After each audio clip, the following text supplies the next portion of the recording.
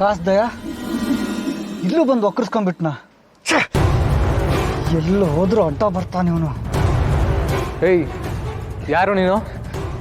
Sorry sir, confuse ಆದೆ. ನಮ್ಮ ಮಕ್ಕನ ಮಗಳು ಅಂದ್ಕೊಂಡೆ ಸರ್. ಮುದಮ್ಮ, ಇವ್ರು ನಿನ್ನ ಹತ್ರ ಏನು ಕೇಳಿದ್ರವಾ? ಪಾಂಡಮ್ಮ ಕರೀತಿದ್ದಾರೆ, ಬಾ ಅಂದ್ರು ಅಂಕಲ್. ಹೌದೇನೋ? ಹಾಂ ಸರ್, ನಮ್ಮ ಅಕ್ಕನ ಹೆಸರನ್ನು ಭಾವನಾ ಅಂತ ಸರ್. ಸರ್ ಸ್ವಲ್ಪ ಕನ್ಫ್ಯೂಸ್ ಆದೆ ಸರ್. ಅವಳು ನೋಡೋಕ್ಕೆ ಸೇಮ್ ಇದೇ ಥರ ಅವಳೆ ಸರ್. ಆಟಗಳಾಡ್ತಿದ್ದೇನಾ? ಹಾಂ ಇಲ್ಲ ಸರ್, ಅಲ್ಲಿ ನೋಡಿ ಸರ್, ನಮ್ಮ ಅಕ್ಕನ ಮಗ ಬಂದು. ಏಯ್ ಏಯ್,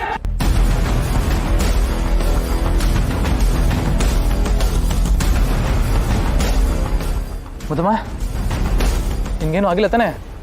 ಇಲ್ಲ ಅಂಕಲ್. ಯಾರ ಅಂಕಲ್ ಅವರು? ಅದೇ ನನಗೂ ಗೊತ್ತಾಗ್ತಿಲ್ಲ ಕಣವ್ವ.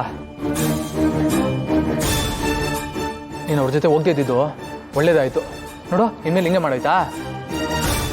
ಯಾರಾದ್ರೂ ನಮ್ಮ ಮನೆಯಿಂದ ಬಂದು ಕರ್ಕೊಂಡು ಹೋಗೋವರೆಗೂ ನೀನು ಬೇರೆ ಯಾರು ಕರೆದು ಹೋಗ್ಬಾರ್ದು, ಸರಿನಾ? ಸರಿ ಅಂಕಲ್.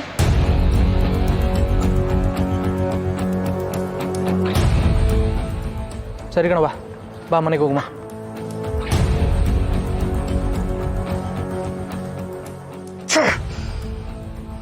ಪ್ಲ್ಯಾನ್ ಎಲ್ಲ ಹಾಳು ಮಾಡಿಬಿಟ್ಟ. ಮೊದಲು ಈ ನನ್ನ ಮಗನಿಗೆ ಗತಿ ಕಾಣಿಸ್ಬೇಕು. ಅವಾಗಲೇ ನಮ್ಮ ರೂಟ್ ಕ್ಲಿಯರ್ ಆಗೋದು. ಯಾವ್ದಮ್ಮ ಸಂಪ್ರದಾಯ? ನನ್ನ ಮಗಳಿಗೆ ಮೋಸದಿಂದ ತಾಳಿ ಕಟ್ಟಿರೋನ್ಗೆ ಸಂಪ್ರದಾಯ ಏನ್ ಗೊತ್ತಿರತ್ತೆ? ಅವನವನ್ ಪಾಡಿಗೆ ಅವನಿರ್ಲಿ, ನಮ್ ಪಾಡಿಗೆ ನಾವಿರೋಣ. ಅಮ್ಮ, ಯಾಕಮ್ಮ ಹೀಗೆ ಹೇಳ್ತಿದ್ಯಾ? ಅಕ್ಕಂಗೂ ಮನೆಗೆ ಬರಬೇಕು ಅಂತ ಆಸೆ ಇರಲ್ವಾ ಹೇಳು? ನಾವೇ ಅವಳನ್ನ ಕರೀತಾ ಇದ್ರೆ ಹೇಗೆ?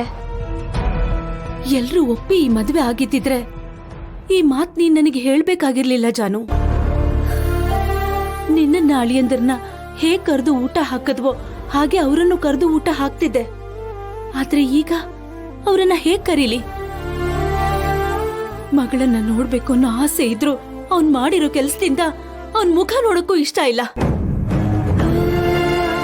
ನೀನ್ ಹೇಳ್ತಿರೋದು ನನಗೆ ಅರ್ಥ ಆಗ್ತಿದೆ. ಆದ್ರೆ ಮನುಷ್ಯನ ಮೇಲೆ ತಪ್ಪು ಮಾಡೋದು ಸಹಜ ಅಲ್ವಾ? ನೀನೇ ನನಗೆ ಹೇಳ್ತಾ ಇದ್ದೆ, ಒಬ್ಬ ಮನುಷ್ಯ ಇನ್ನೊಬ್ಬ ಮನುಷ್ಯನಿಗೆ ಜೀವನಕ್ಕೆ ತೊಂದರೆ ಆಗುವಂತ ತಪ್ಪು ಮಾಡಿದ್ರೆ ಕ್ಷಮಿಸೋದು ತಪ್ಪು ಅಂತ. ಆದ್ರೆ ಈಗ ಅಕ್ಕನ ಜೀವನಕ್ಕೆ ಒಳ್ಳೇದೇ ಆಗಿದೆ. ಭಾವ ಅವಳನ್ನ ತುಂಬಾ ಪ್ರೀತಿ ಮಾಡ್ತಾರೆ ಅಮ್ಮ. ಏನೋ ಕೆಟ್ಟಗಳಿಗೆ ಹೀಗೆಲ್ಲ ಆಗೋಯ್ತು. ನೀನು ಅದನ್ನ ಮನ್ಸಲ್ಲಿ ಇಟ್ಕೊಳ್ದೆ ಅವ್ರನ್ನ ಕ್ಷಮಿಸ್ಬೋದಲ್ವಾ? ಅಕ್ಕನ ಮದ್ವೆ ಆಗ್ಲಿ ಅಂತ ನೀನು ನಮಸ್ಕಾರ ಮಾಡಿಲ್ದೇ ಇರೋ ದೇವ್ರಿಲ್ಲ, ಮಾಡಿಲ್ದೇ ಇರೋ ವ್ರತಗಳಿಲ್ಲ. ಈಗ ಅವಳ ಮದ್ವೆ ಆಗಿದೆಯಲ್ಲಮ್ಮ, ನೀನೀಗ ಮಾಡೋದು ಎಷ್ಟು ಸರಿ ಹೇಳು? ಕೈ ಮುಗಿಯೋ ದೇವ್ರೆ, ನನ್ ಕಷ್ಟಕ್ಕೆ ಕಣ್ಬಿಡದೆ ಕೂತಿರುವಾಗ ಇನ್ಯಾವ ದೇವ್ರನ್ನ ಬೇಡ್ಲಿ ಹೇಳು ಜಾನು? ನಾನ್ ಮಾಡಿರೋ ಪೂಜೆಗೆ ವ್ರತಕ್ಕೆ ಇಂಥ ಪ್ರತಿಫಲ ಸಿಗುತ್ತೆ ಅಂತ ಗೊತ್ತಿದ್ದಿದ್ರೆ ಖಂಡಿತ ನಾನ್ ಕೈ ಮುಗಿದಿರ್ಲಿಲ್ಲ. ಅಮ್ಮ, ನೀನ್ ಇಷ್ಟೊಂದು ಗಟ್ಟಿ ಮನ್ಸು ಮಾಡ್ಕೋಬೇಡ ಅಮ್ಮ. ನಾವ್ ಹೀಗೆ ನಡ್ಕೊಂಡ್ರೆ ಅಕ್ಕ ಅಲ್ಲಿ ಖುಷಿಯಾಗಿರೋದಕ್ಕೆ ಸಾಧ್ಯನಾ? ನೀನೇ ಹೇಳು. ಯಾರ ಖುಷಿನೂ ಇನ್ನೊಬ್ಬರ ಕೈಯಲ್ಲಿ ಇರಲ್ಲ ಜಾನು, ಎಲ್ಲ ನಮ್ ಕೈಯಲ್ಲಿರುತ್ತೆ. ಆದ್ರೆ ಈಗ ಇದು ನಮ್ ಕೈ ಮೀರಿ ಹೋಗಿದೆ. ಇದನ್ ಸರಿ ಮಾಡೋಕೆ ಯಾರಿಂದನೂ ಆಗಲ್ಲ. ಖಂಡಿತ ಆಗತ್ತೆ. ನೀನು ಸ್ವಲ್ಪ ದೊಡ್ಡ ಮನ್ಸು ಮಾಡಿ ಅವ್ರನ್ನ ಮನೆಗೆ ಕರಿ. ನೀನೇ ನೋಡ್ತಾ ಇರು, ಅವರಿಬ್ರು ಖುಷಿಯಾಗಿ ಬರ್ತಾರೆ. ಖುಷಿಯಾಗಿ ಬಂದು ಎಲ್ಲರ ಜೊತೆ ಇರ್ತಾರೆ. ನಾವು ಆರಾಮಾಗಿದ್ರೆ ಎಲ್ಲ ಸರಿ ಹೋಗುತ್ತೆ. ಪ್ಲೀಸ್ ಅಮ್ಮ, ಇಲ್ಲ ಅಂತ ಹೇಳ್ಬೇಡ, ಕರಿಯಮ್ಮ. ಜಾನು, ಈ ವಿಷಯದಲ್ಲಿ ನನ್ಗೆ ಬಲವಂತ ಮಾಡ್ಬೇಡಮ್ಮ. ನೀನು ಈ ವಿಷಯದ ಬಗ್ಗೆ ಮತ್ತೆ ನನ್ನ ಹತ್ರ ಮಾತಾಡ್ಬೇಡ.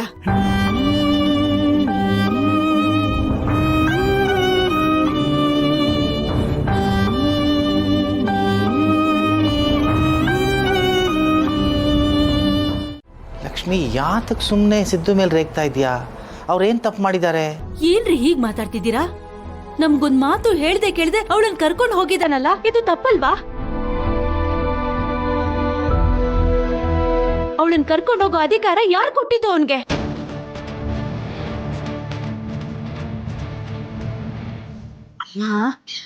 ಅಲ್ಲ ಅಮ್ಮ, ಅವ್ರ ಮಗಳನ್ನ ಅವ್ರು ಕರ್ಕೊಂಡು ಹೋದ್ರೆ ಅದ್ರಲ್ಲಿ ತಪ್ಪೇನಿದೆ?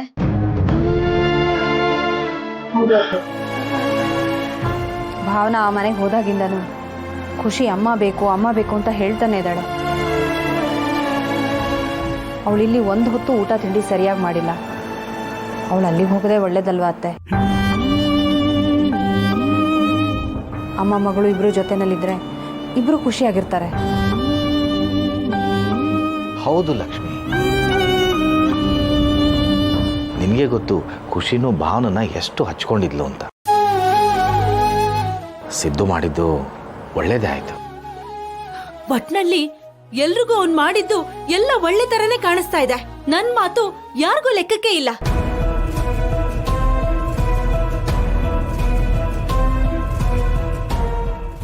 ಅಮ್ಮ, ಯಾಕೆ ಹೀಗೆಲ್ಲ ಮಾತಾಡ್ತಿದ್ಯಾ ನೀನು? ನೀನೇ ತಾನೇ ಹೇಳಿದ ಅಪ್ಪಂಗೆ ಕರ್ಕೊಂಡು ಬಾ ಅಂತ. ಅದಕ್ಕೆ ತಾನೇ ಅವರು ಖುಷಿನ ಕರ್ಕೊಂಡು ಬರಕ್ಕೆ ಹೋಗಿದ್ದು. ಅಲ್ಲಿ ಅವ್ರು ಖುಷಿನ ಕರ್ಕೊಂಡು ಹೋಗಿದ್ರೆ ಅಪ್ಪನ ಏನು ತಪ್ಪಿದೆ ಅದರಲ್ಲಿ? ನೀನೀಗ ಬೇಜಾರು ಮಾಡ್ಕೋಬೇಡ. ಹೇಗಿದ್ರು ನಾಳೆ ಅಕ್ಕ ಬಾವ ಊಟಕ್ಕೆ ಬರ್ತಿದ್ದಾರೆ ಅಲ್ವಾ? ಆಗ ಖುಷಿನೂ ಬರ್ತಾಳೆ. ಆವಾಗ ಅವಳಿಗೆ ಚೆನ್ನಾಗಿ ಮುದ್ದು ಮಾಡುವಂತೆ. ಅಲ್ಲಿವರೆಗೂ ನನಗೆ ಮುದ್ದು ಮಾಡು. ಹೋಗೆ, ಇದಕ್ಕೇನ್ ಕಮ್ಮಿ ಇಲ್ಲ. ನೀನು ಮುದ್ದು ಮಾಡೋದಂಗ ನಾನು ಎಲ್ಲೂ ಹೋಗಲ್ಲ. ಮಾಡು ಮಾಡು ಮಾಡು.